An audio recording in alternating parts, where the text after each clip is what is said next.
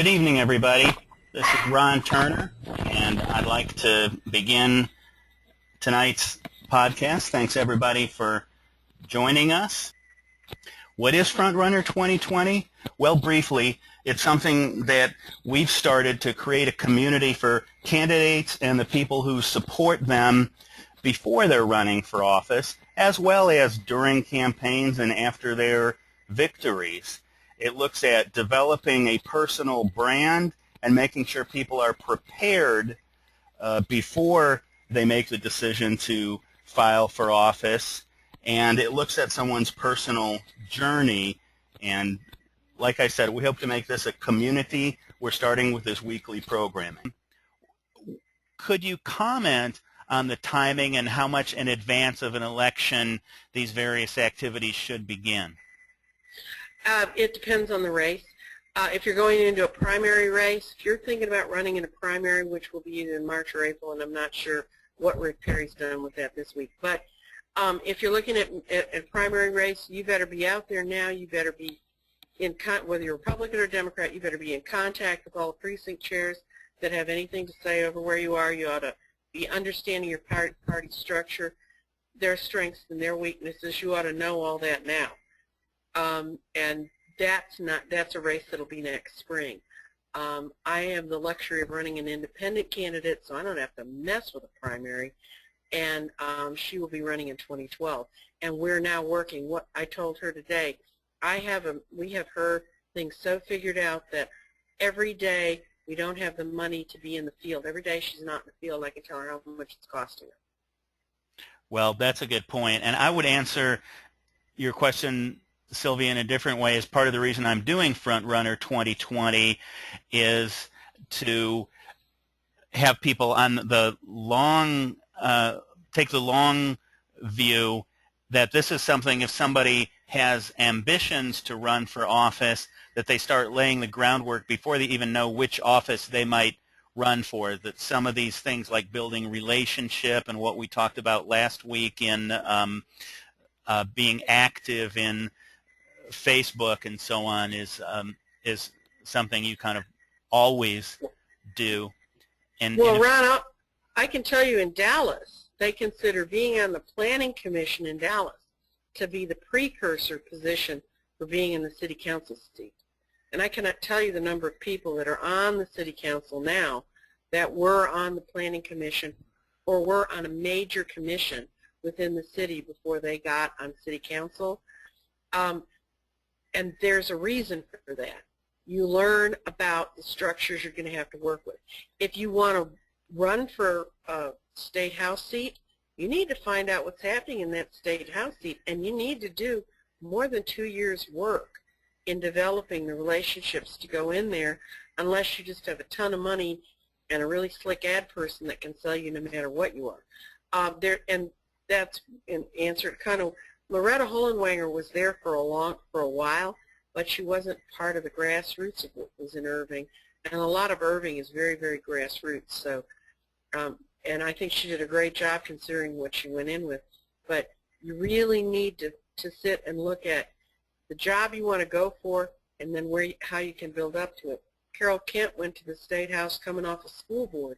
She knew the school board. She showed a good ability to serve on that school board, and it gives you a track record to work from. Yep, those are great examples. Okay, so Elise wants me to ask the question on her behalf. She's not sure that her audio would work. You know, building stakeholdership through fundraising is a critical part of building support and voter support. Could Nancy comment? I tell you what, I'd rather have 10 $25 donations than one $250 donation because those $25 people are going to go vote for you.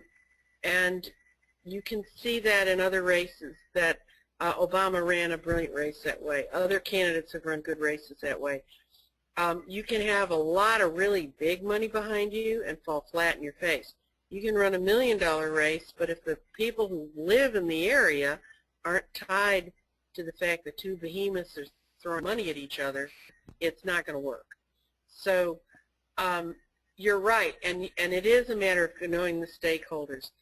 The purest way to see how this works is when you look at a small campaign. And the more people you know in groups that have given you ideas about how to connect what's needed in your community, the stronger your ability to witness, what I call witness, for what you need to do is going to be.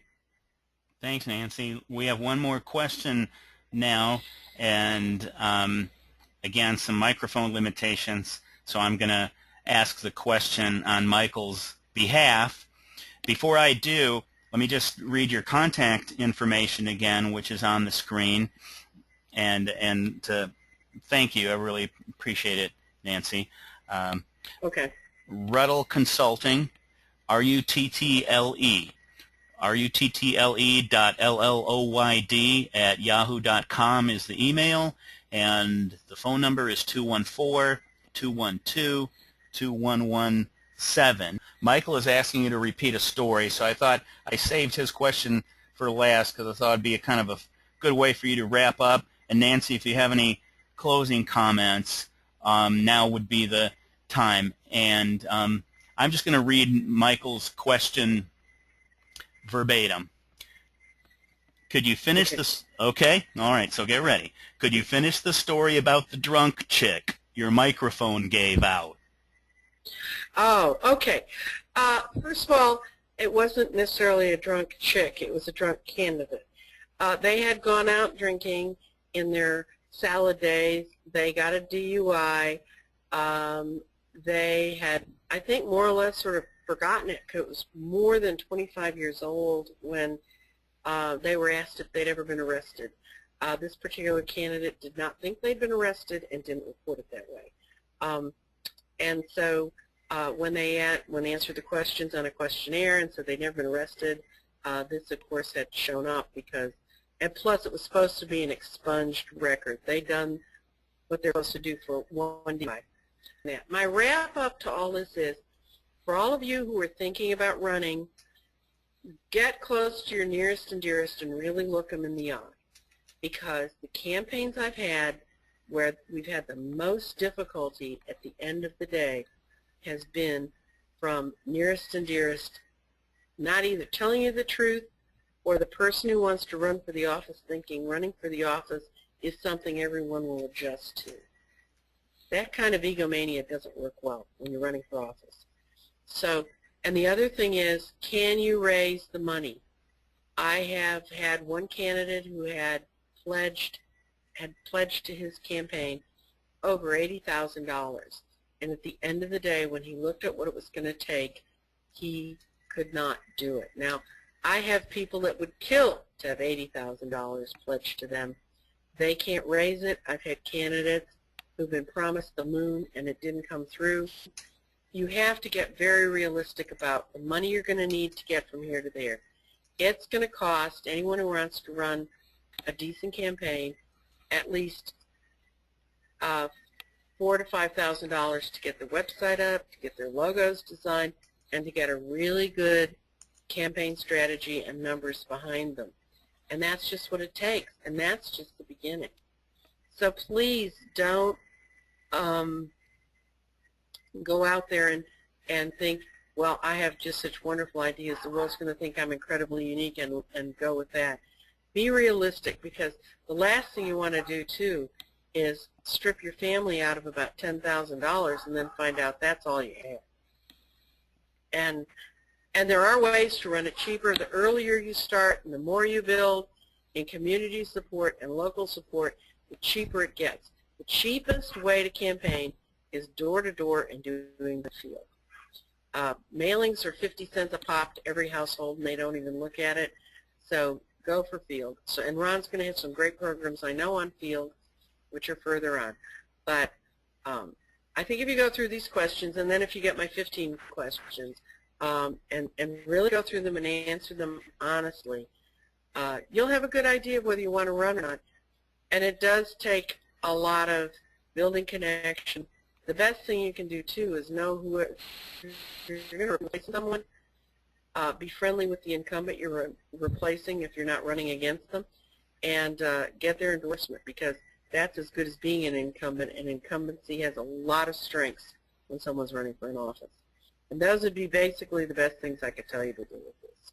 Otherwise, have a good time and enjoy it. Don't do it unless you're going to enjoy it.